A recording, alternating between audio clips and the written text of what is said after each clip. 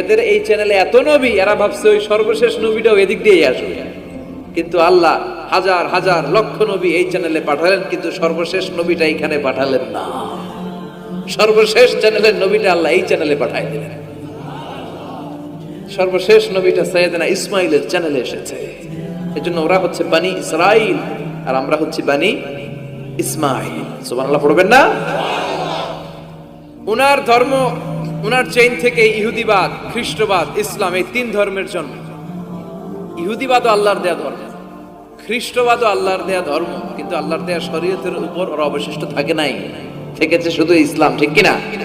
এজন্য আমরা প্রত্যেক নামাজে পড়ি গায়রিল মাগদুবি আলাইহিম ওয়ালাদ-দাল্লিন। ও আল্লাহ, গায়রিল মাগদুব, যাদের উপর তোমার রাগ ক্রোধ, তাদের পথ আমরা চাই না, ওরা হলো ইহুদিরা। ওয়ালাদ-দাল্লিন, আর যারা ভ্রষ্ট তাদের পথও চাই না, এরা হলো নাসারারা।